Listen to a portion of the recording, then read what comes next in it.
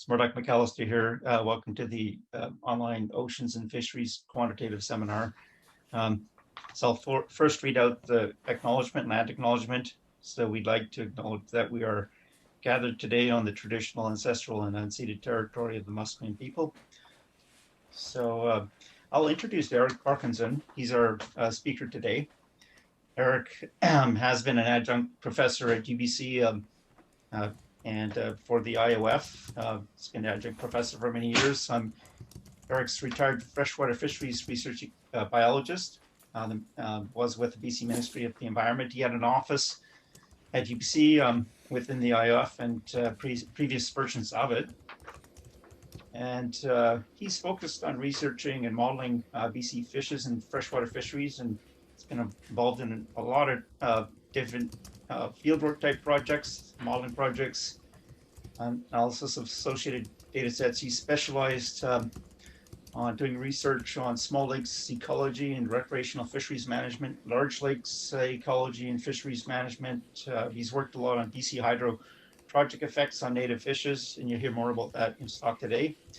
And in doing all that work, he's collaborated with a lot of different people, universities, agencies, private sector, and he's co-authored a lot of different papers on fisheries ecology management, and they're great papers. So you really should take a look at Eric's papers. They're really, really nicely written and super neat stuff in them.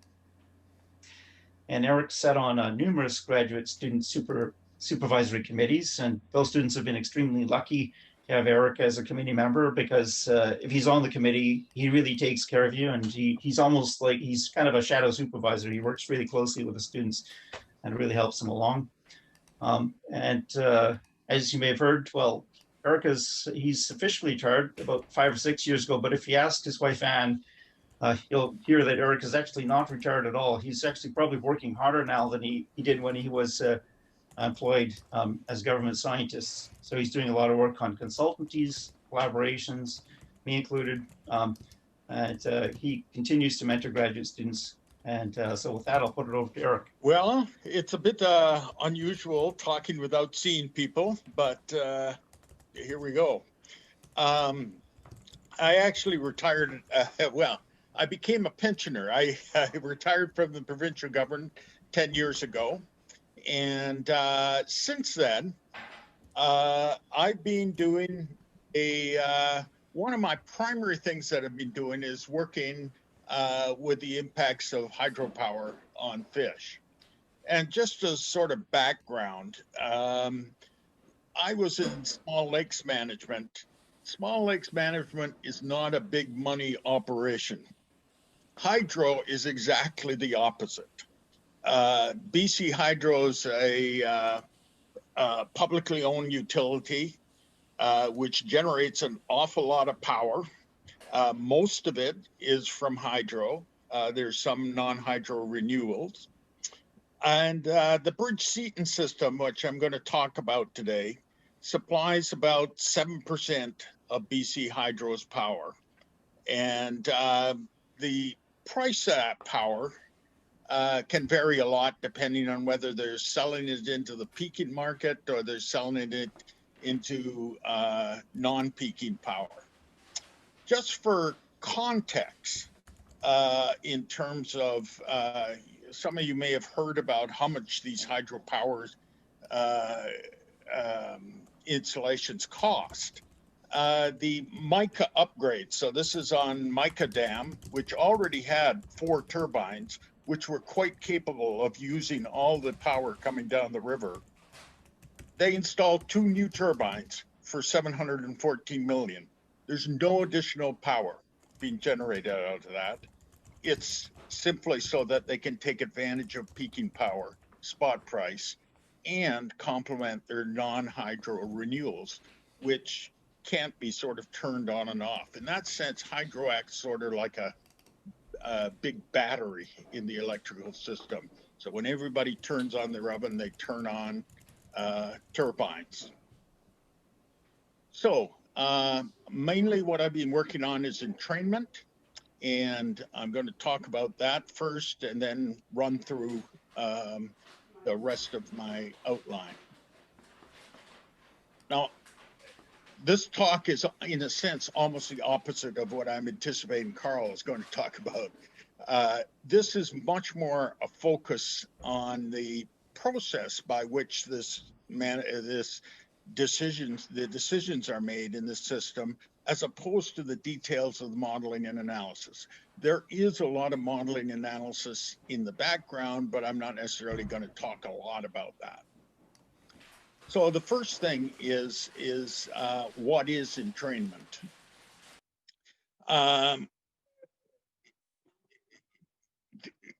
Water is extracted from, virtually every river in North America, and it's taken out for cooling water for power plants. It's taken out to irrigate land, and it's run through hydroelectric power plants. The key difference with hydroelectric power intakes is the high volume, low mortality. The other intakes are much smaller, but they have very high mortality. So it pays to screen these things. It pays to put something in front of them. The other thing about voluntary versus involuntary is that fish can be either entrained because they're holding in front of the intake and they make a mistake, or they can be entrained because they're trying to go downstream, which is what we're talking about today. So the smolts are trying to migrate downstream and mistakenly enter the power plant. When you look at entrainment, this is a model of what you're looking at on the left is a model of the current velocities in front of Revelstoke Dam. And seeing the scale on the right, you can see that the high velocity water is very, very close to where the intake is. I also put a 20 centimeter fish, how many body lengths per second this is equivalent to. Fish can burst speed about 10 body lengths per second, and they can sustain a swimming speed of 3. And so even a 20 centimeter fish can get very close to the intake without getting swept down to the intake. So what I'm saying is that the fish can sense these currents, they can sense the acceleration, and they can avoid entrainment even when they're sitting very close to the intake. So once they enter the intake, they experience turbine mortality when they go through the turbine. A lot of the turbine mortality is caused by blade strike, they call it, which is the turbine is spinning and if it hits the fish. Others is caused by the big pressure changes as they go through the turbine. But the bottom line is that it varies a lot. On the bottom is a bunch of dams down on the Columbia River, and they've measured the mortality probability as they go through the dams. And you can see that the mortality probability of yearling Chinook as they go through a Columbia River dam is about 10%. The problem on the Columbia River is that they have to go through so many dams. These dams are all the dams that, so these are 8 dams that they have to go through to get from the Snake River all the way to the mouth of the Columbia. The mortality varies by size in the center. You can see that, bigger fish have more likelihood of dying. And then the mortality varies by the turbine type. So one type of turbine is a Kaplan turbine. Another type is a Francis turbine. Francis turbines are generally used on higher head facilities, and that's part of the reason why the mortality is so much higher with Francis, is because it is a higher head facility. There's another type of turbine actually that they use on the bridge system, which is 100% mortality. It grinds things up as they go through. So entrainment was recognized when 20 years ago they reviewed the whole BC hydro system. We're looking at what are the impacts of hydro on the environment. What are the ways that we can correct some of this or mitigate some of this or compensate for some of this? And entrainment was something that I found really difficult to deal with. So what they did was they came up with a provincial entrainment strategy, which was going to look at entrainment in the province as a whole. So the first thing that happened was they went through the entire BC hydro network and identified which facilities are likely to have the most serious issue with entrainment in terms of their impacts on values. So then there was some sort of preliminary risk assessment, so trying to sort out which species are most likely to be at risk, that sort of stuff. And then for our high priority facilities, you then entered a process, which starts with, it's a structured decision-making process. It starts with a structured decision-making where they define objectives, etc. Then that first go around, they will identify uncertainties. So things that they need more information on. For instance, on the Seton River, they had pretty good information on Sockeye, but they didn't have particularly good information on Chinook. So you go through this process of gathering more information, and then you go through a further iteration of the SDM process until the stakeholders are satisfied with the outcomes, and then you make a recommendation to decision makers. So the technical committee is where I work at, and the technical committee consists of a bunch of stakeholders. Usually it's First Nations and the management agencies, BC Hydro, sometimes user groups, those sorts of things are all members of the technical committee. And then the technical committee has a facilitator and they have an analyst, and I'm the analyst. The key tool that they use is a consequence table. And I guess part of the reason why I'm going into detail on the process is because this whole systematic decision process was fairly new to me when I started in on this. And the whole process of getting a whole bunch of people together and trying to make a decision was new, and I think it's something that a lot of people haven't really participated in before. So the consequence table is the first thing that the facilitator does is he tries to go through what are the stakeholder values. And then the second half of it is you try to identify alternative actions.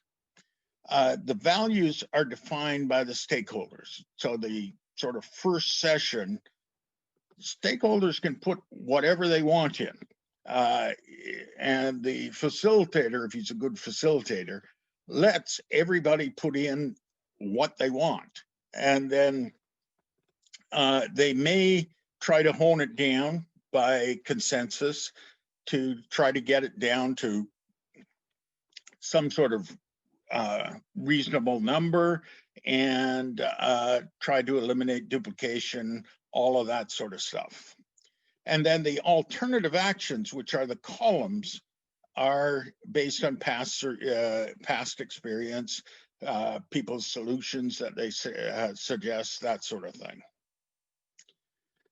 So going through, just looking at the structure of the Seton consequence table here. So basically we have 4 classes of values that we identify, and environment, social, financial, and others. And then underneath those objectives or values, you identify objectives. So environment objective, you want to maintain the fish community, etc. There's all under the environment also, independently, people don't like fish being killed.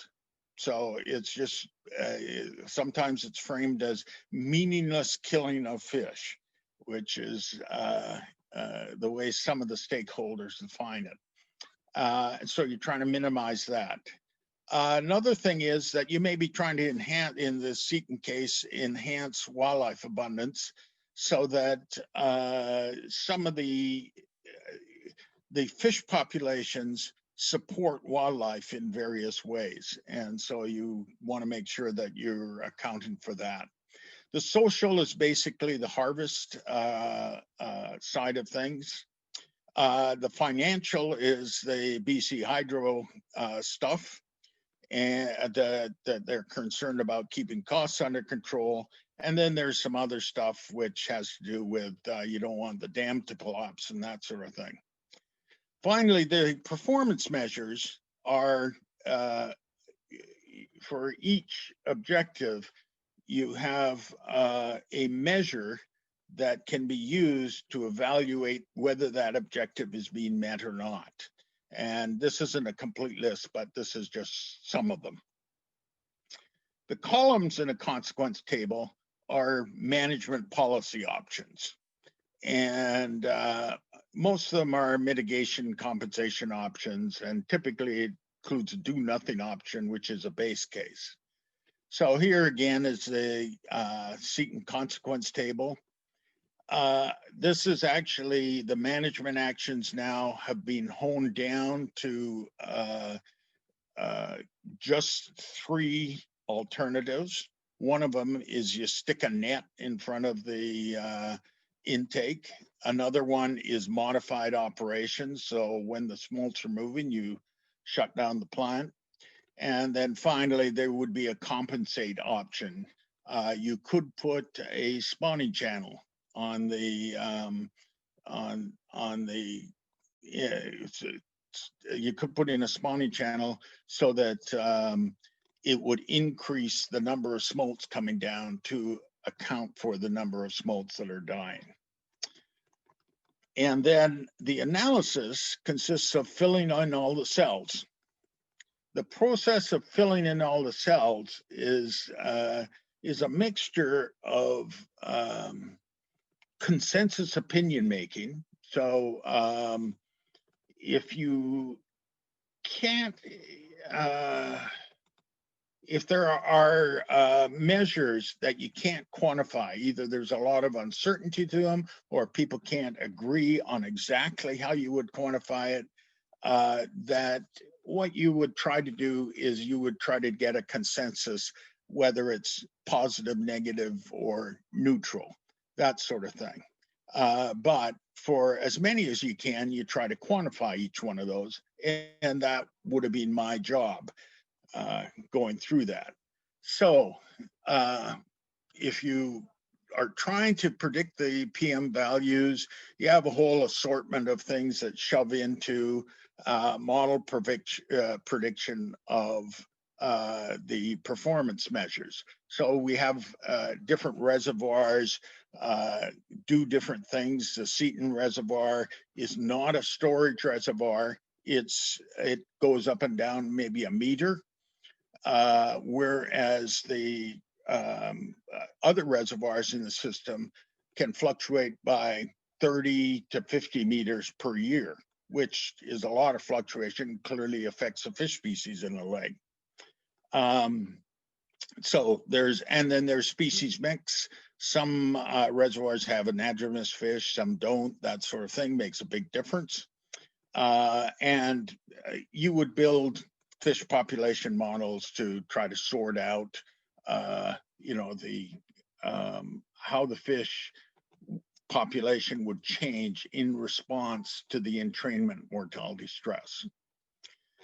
The other, in Seton, we're really not as worried about that. We're much more worried about the system hydrology, which you'll see in a sec, and then the entrainment management options, and we end up with model predictions, which you'll see later on in the talk.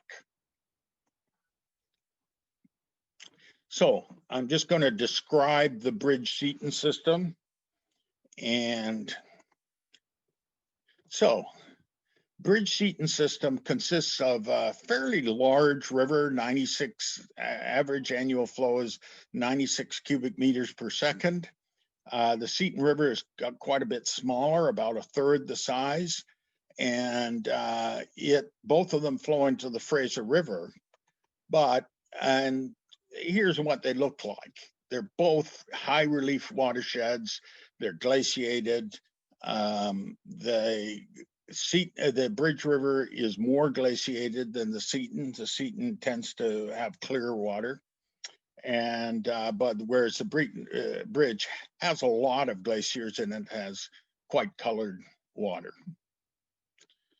Crucially, somebody in 1912, and you have no idea how they did this, recognized that there was a point where the Bridge River approached the Seton River very closely, and there was 350 meters difference in the elevation of the two rivers.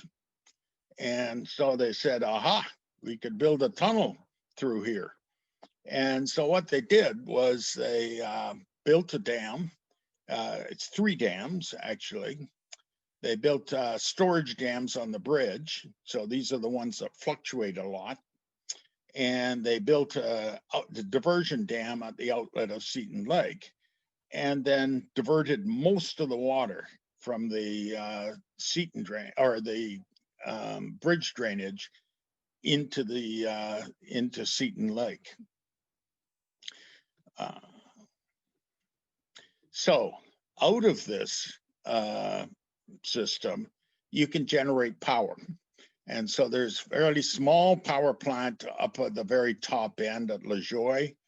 And then most of the power is coming from this tunnel that goes through between the watersheds. And then as well, there's a small amount of power, again, generated at Seton. The impacts of the effect on the fishes, the Downton the Downton Reservoir, essentially it only has rainbow. Well, it does. It only has rainbow trout in it. Rainbow trout monoculture populations are extremely resilient. They can take high levels of mortality stress if they have anywhere reasonable to spawn. And so we did the population model. There isn't a huge amount of effect on the rainbow trout population. There's the key things in the bridge are to do with Chinook, effects on Chinook, and where the Carpenter Lake used to be really good Chinook habitat, and that salmon population was extirpated. And Chinook still spawn below the dam, the outlet Turgazi, but they don't do very well. The main reason that they don't do well is that the reservoir warms the water and the fry end up coming out in January instead of April because the eggs hatch faster. And then, of course, they diverted the water down the tunnel. And Seton is a very good anadromous fish stream, and there's Sockeye, Chinook, and coho entrainment. I think I've actually gone over most of this, but the key part I want to focus on is these entrainment losses at the Seton River. There's also at the Seton, there's entrainment of non-anadromous species like bull trout. And then in Seton Lake, there's also, because there's so much water coming in, it affected the productivity of Seton Lake, that sort of thing. But I'm going to focus on the entrainment losses. Here's a picture of the Seton Lake intake. And you can see Seton Lake in the background, and then it comes down and it reaches a diversion dam. The diversion dam diverts most of the flow, so average 85% of the flow, down the power canal, and takes it 3.5 kilometers down to the intake. A key thing that has to be managed if you're trying to change the system is that Seton River cannot carry all the water that's coming over from the bridge. This water has to be either stored in Carpenter Lake or it has to be passed down the power canal. In addition, when the smolts are coming down, so the smolts are migrating in May and June, and that's just the time when the natural discharge is peaking. So that you can only put so much water down the Seton River, so the rest of it has to be stored in Carpenter Lake. Both the fisheries agencies agree that they don't want more water going down the bridge channel, which is could be a bit of a surprise because it would restore the natural. But the bridge channel has stabilized over the last 70 years to accommodate much lower flows, and so you can't put all this water down so you have to store it or you have to send it down through the power plant. So now I'll get finally to the modeling and analysis, and we'll look at again, we'll look at Sockeye and Chinook. Most of the action happens in May and June. So there's a variety of models that would do different aspects of it. What I'm talking about today, we'll use a stock recruitment model, and then we'll use a model of operations. And sort of in the background, I really won't show you anything out of this, is that you have to model the hydrology. So can the system sustain it? Do you have enough storage to store in high flow years? That sort of thing. So this is the escapement numbers for the Skeena or the Seton. You can see that all the Sockeye spawn above the dam. Most of the Chinook and coho spawn above the diversion, whereas the pinks and the steelhead rear below the diversion.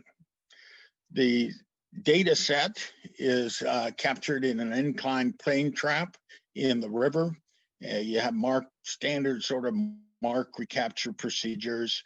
One of the key differences is that we're quite worried. Chinook have a high value, but there's so few of them that it's very difficult to make a population estimate. The proportion of fish going into the canal is estimated by putting marked fish below the diversion dam and above the diversion dam and looking at the proportion that end up in the inclined plane trap in the river. They tried to run an inclined plane trap in the canal. but it was deemed to be too dangerous. You could get swept down and end up in front of the intake. And so they've stuck with this. And what that's meant is just that the error in the uncertainty about how many fish are going down the canal versus the river is higher than they would like. Here's what the fish look like. They're sockeye, they're sort of 100 millimeters. The Chinook are slightly larger, and the coho are similar to sockeye. Coho are both depressed, but they're probably also naturally not that abundant. So here's these next three slides are the slides that you use to say, let's change the operations of the power plant to accommodate this migration. And the first thing you could do is you could shut it down at night. So you can run it all day because there aren't very many sockeye going down during the day. Second thing is that the smolts actually migrate early in the night as opposed to late in the night. So they're starting out in the lake, they see it getting toward dusk, and they start their migration. They're relatively safe while they're in the lake. This makes sense, whereas lake outlets especially are really high risk zones. And so they try to go out there at dark. And most of them are migrating right after dusk. In terms of timing, the sockeye migration is quite concentrated. Chinook migration is a bit more spread out in terms of date, and the coho migration, it's very difficult to get. You'll notice the difference in the Y scales on the sockeye versus the Chinook, that we're talking about, peak catches over 6 years of 30 Chinook in one day. Whereas sockeye, you're talking peak catches of 15 to 20,000 per day. And the coho are even fewer numbers than sockeye, but they appear to move at about the same time as the sockeye, so we don't really worry about them any further. The turbine mortality was measured by releasing live and dead fish above and below the powerhouse. You recapture the fish below the powerhouse, and you end up with this estimate of mortality, 17% going through the power plant. And only 10% of that is immediate mortality. The other 7% is you hold the fish and they eventually die within a week. So the options to reduce entrainment are screening, so something to keep them out of the power plant, behavioral advices that, again, attempt to keep them from migrating down the canal, and then finally the operational modifications. They started work on this entrainment project back in the 50s. And they tried everything in terms of lights and then a stream of bubbles in front of the canal, all sorts of stuff. And as with most hydropower plants, there's just too much water to screen out something the size of smolts.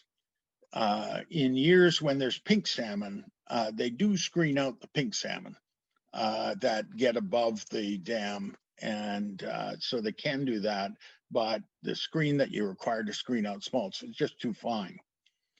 And that's typical of hydropower situations. You just can't put a screen in front of the intake. So the operational modifications, this is where all the modeling effort was to try to work out the details of the operational modifications. So the first thing to try to do is to try to sort out how much mortality are you going to tolerate.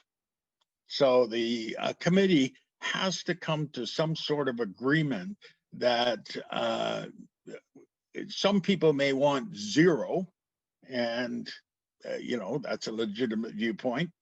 BC Hydro may want to say, well, no, 17% is, that's okay. I mean, you harvest these stocks at 50%, so why can't we kill 17? But getting together, if you have and again, the role of the facilitator, trying to bring together a consensus that in the Bruce Seton case, the committee accepts a 5% mortality as an objective. And the stock recruit model gives you an estimate. So this loss at 5% is comparing the yields so the vertical numbers are the spawner numbers, and the numbers that are colored are the harvest. These are very productive stocks. You can harvest them at high rates. Partly Gates has a spawning channel in it. That's part of the reason why it's so productive in a Ricker sense. But the losses at 5% were deemed acceptable, and those were estimated using a Ricker model. You then have to try to estimate the mortality for alternative shutdown scenarios. I'm not going to deal with uncertainty today, but there is a lot of uncertainty in the input parameters, and mainly because it's very difficult. They're very difficult to measure. So the turbine mortality is measured, it's a ratio of ratios, and the small numbers of fish that you're using. So you're using 1,000 fish and you're recapturing a couple of hundred, and there's a lot of room for error there. And then there's also process error when the plant is operating at high power versus low power, all that sort of stuff. So all of these, and for instance, the ideal timing on Chinook is, we identified that as an uncertainty, tried to pin it down, but there's just too few fish. You just can't pin down when the Chinook are exactly coming down. And the other reason why that uncertainty is such a bugbear in here is that you're talking about very small differences. You're talking about 96% survival is better than 94% survival. So you're talking about trying to detect very small differences.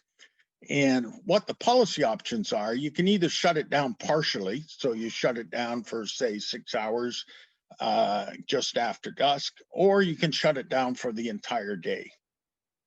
And the output is the mortality as a function of power operations. Now, without going into detail on the model, here's what the committee sees. So the committee sees something that says, if we shut it down for this number of days across the top, and then partial days down the side, here's the estimates of mortality. So as you shut it down for more days, the mortality goes down. As you shut it down partially, the mortality goes down. And this is the estimates for the Chinook turbine mortality.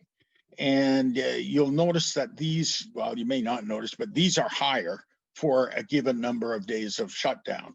And the reason is because the Chinook migration is more spread out. Here's what the recommended option. So we're shutting them down for 12 days and then 25 partial days. And again, when you shut down this plant for 12 days, you're storing you're storing a lot of work or a lot of water in Carpenter. So the consequences of choosing this you have to check out what the effect is on the hydrology. And again, I'm not going to go into that, but it again is part of the modeling exercise. You'll notice that the chosen option actually does considerably better than 5% for Sockeye. And that's because we're trying to protect Chinook, and they're more difficult to protect. One of the major uncertainties is the annual run timing. A couple of things on this. You know, we did a bunch of stuff on, you know, looking at the effects of uncertainty in this parameter, because this parameter is really pretty well defined. But in the end, it doesn't make any difference. Measuring timing can be difficult, and also the generation time of the fish is 4 years. So each year, some years you may end up over 3%, some years you may end up under 3%, but on average, you're ending up under 3%. And in the long term, that's what matters, as opposed to getting the target less than 3% every single year. And the committee accepts that. So again, this talk is a condensation of about 10 talks that I gave to the committee over a period of 5 years. And they're coming, so part of when I give a talk, part of what I'm trying to explain is this mechanism. And as long as they understand what the mechanism is and they say, yeah, we're willing to accept that, then it's really helpful. Here's the end consequence table for Sockeye. This is where the Sockeye options. So here's what happened to the Sockeye and Chinook. And here is the hit that BC Hydro. So it's taking a hit of 140,000 a year.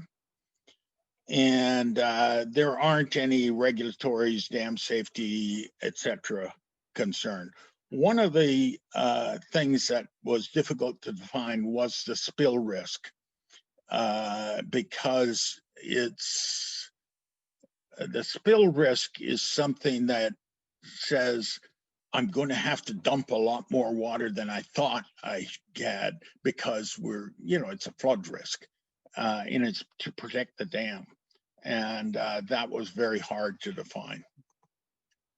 But this plant closures increases the risk of that. So almost at the end here, just wanted to point out that the decision process on the whole system didn't only you look at Sockeye Chinook entrainment. There's a bunch of other models involved.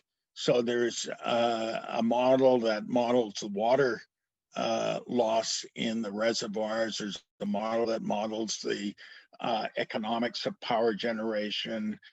There's population models. And then these are all supported by monitoring programs. The outcome of this structured decision-making at Seton was that basically there was a consensus within the technical committee, which was accepted at the upper level management condition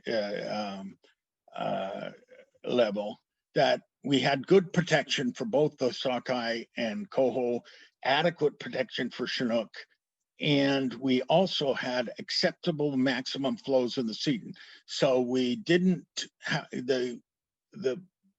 the Carpenter Lake was able to store all the water during the full shutdown, and Seton Lake, by putting Seton Lake up and down about a meter, was able to store the water during the partial shutdowns. So essentially what this is saying is that gee, everybody came out happy in this case. One of the things that I want to emphasize that the First Nations were big participants of this in this program, that they were the ones who ran all the field sampling of the sockeye smolts, that sort of thing. And that's been going on now here for 12 years. They're also very active in the mitigation program. So there's a mitigation and compensation side to this whole thing, which I haven't talked about. And the First Nations guys have been very active in that. And just want to really acknowledge that. And that's it. So. Great, thanks very much, Eric, for really interesting talk. Geographically really interesting, very close to home here. So do we have some questions?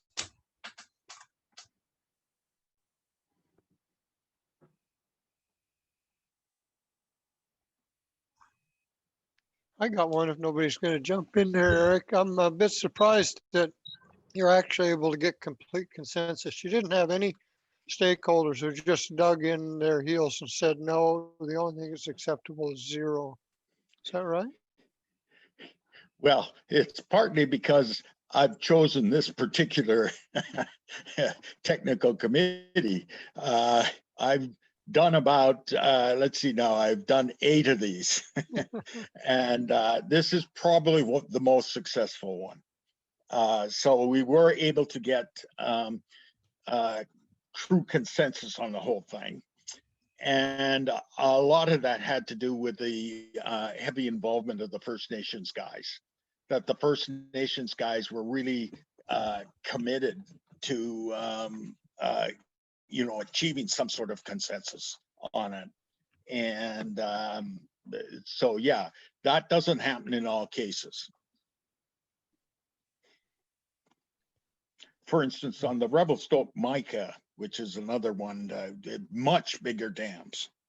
The process has been going on since 2007, and it looks like we may be able to finally wrap it up this year. So it can be a very difficult process. So. Eric, I got a question. Oh, sorry, go ahead, follow up. Yeah. Yeah, just to follow up there, you didn't get any stakeholders who were looking at those consequence table where the outcomes, you had to admit, were really uncertain, where it was a wide range. You didn't have anyone saying, well, we have to ignore those because they just can't be quantified, or we can't take them seriously because we can't trust your models. Well, two answers. First is that what I was surprised at and even in these other ones where we can't come to agreement, I am amazed at how they trust the models. That at first, when you first start and you put the numbers up, the models generate an integer, right? I had to start doing the rounding so that they wouldn't pay attention to differences of 100 fish that weren't really biologically significant. So the other thing about the uncertainty is the approach, and this is sort of, a lot of this is done through the facilitator. The facilitator in this one, and I've worked with him on other ones, is just really good. He's an ex-engineer of all things, and thinks very systematically.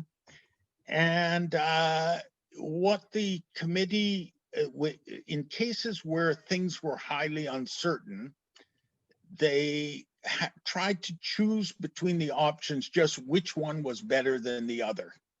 And then the other thing that they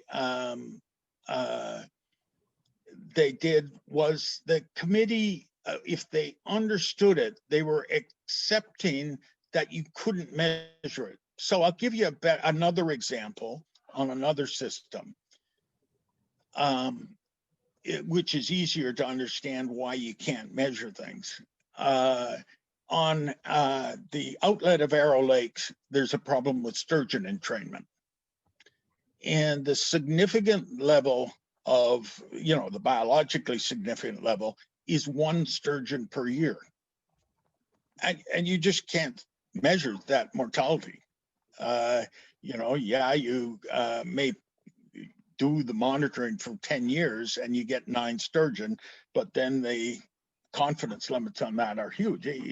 It's just difficult to measure. And the committee, if you work with them, can usually accept that. And again, the committee has to be committed to trying to find a solution. So yeah, we didn't have huge issues with uncertainty. The main thing that we did was try to explain to them why the uncertainty was there. Aaron, you got a question? Yeah, I do. Can you hear me okay? Yep. All right, great. First of all, thanks so much for the talk. This is really fascinating from someone who's sort of been on the outside of these processes. I wanted to ask, given that you've been involved in these sort of structural decision-making committees and you've been through a number of them, do you have just sort of an overall idea of what things worked? Like, have you adapted your approach over these multiple meetings? Are there some things that just don't get through to the members of the committee? And if you can just sort of provide big scale advice and lessons learned there. So one thing is that it takes a lot of time. So that's one thing. So you can't be trying to do everything really quickly. One of the key first step is when you're putting down values. So the committee members are coming up with this list of values, so the rows in the consequence table.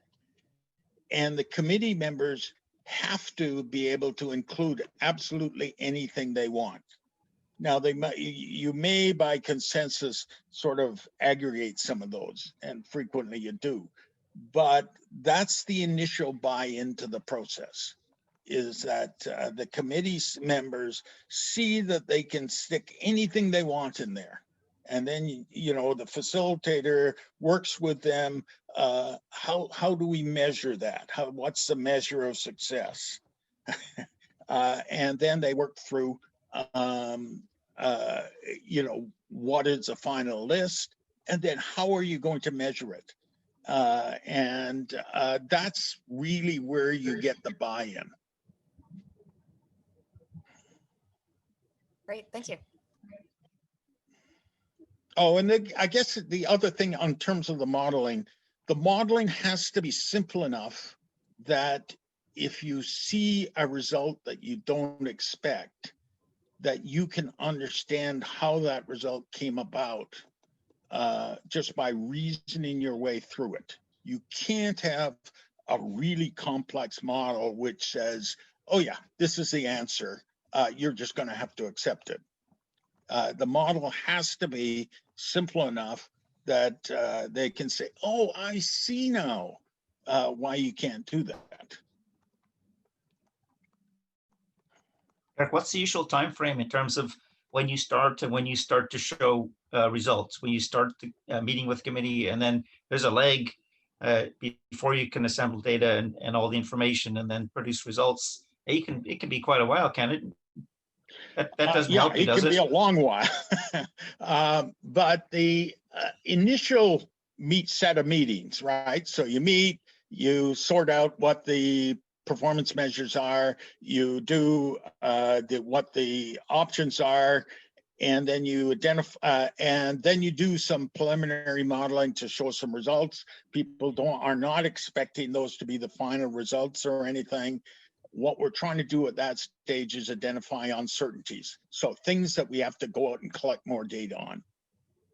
And so, for instance, in the Seton case, the first part took about 1.5 years because you had to go through 3 or 4 meetings. And then the next stage where we collected data took another 3 years. One of the issues was bull trout entrainment, because the bull trout were showing up in front of the intake, every spring. And so there was a radio tagging program for a bull trout, that sort of thing. And that usually takes sort of 3 to 4 years. And then the final round of modeling and deciding about, so the final round of modeling shows you what the options are. And then that takes another year and a half. And then if you have to compensate, so you don't doing something to mitigate, you're not stopping the entrainment, agreeing on the compensation is variable depending on how much people agree on, gee, we should do this versus this. So it's a long time frame. The shortest one that I've done is John Hart in Vancouver Island, and that went through in about 3.5 years.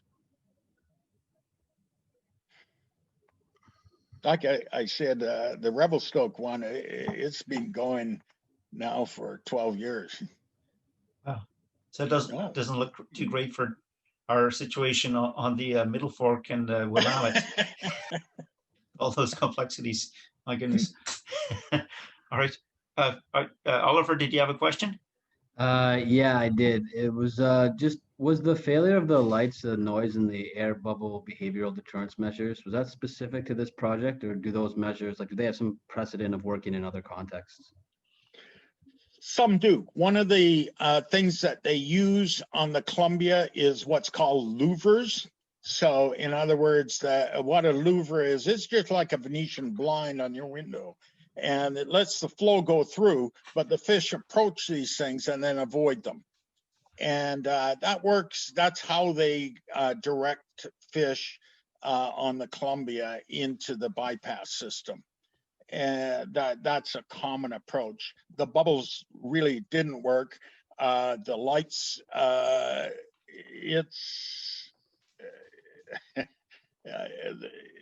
the lights have been shown to work in a couple of cases, but really basically don't. The manufacturer's now gone out of business on those. And the bubbles, despite what you see with humpback whales and stuff, the fish just swim right through the bubbles because they're motivated. They want to go downstream. Okay, thanks. Are there some more questions? I had one, Eric, on the run timing, and it appears that there's some years where it's really different, like 2009. And yes. So in those cases, if the let's say manipulations are sort of the same every year, and then you have a year where like the run timing is really way off the peak or the average, then you're going to get a lot more mortality, and that you think that'd be a lot higher, and there would be a kind of a incentive to try to figure out those years where you have really different run timing, and maybe there's some covariates where you could predict it. But what are the like if the run timing is so different, what would be the expected additional mortality of those big outlier years, and wouldn't there be incentive to try to figure those out and manage for them? There is incentive to try to manage for them. It's really difficult to know early in the run. Now, they do population estimates in the lake. So they do acoustic estimates the fall before in the lake. So they know about how many are coming down. But it's hard to tell whether it's when you don't get very many smolts early in the season, whether it's a small run or it's a big run coming late. And basically what saves you in this are two things. The first thing is that 80% of the smolts are coming down during the partial shutdown. So the partial shutdown itself, even if the peak is during the partial shutdown, you still get 80% of the smolts end up going down the river. So even if you miss the peak with a full shutdown, you won't miss the peak with a partial shutdown. The one where we're in worse shape on that is the Chinook, because the Chinook are coming down later. And it's very difficult to measure the timing on the Chinook. So that situation is still quite uncertain. Thanks very much, Eric. That was a great talk. Thanks everybody for participating.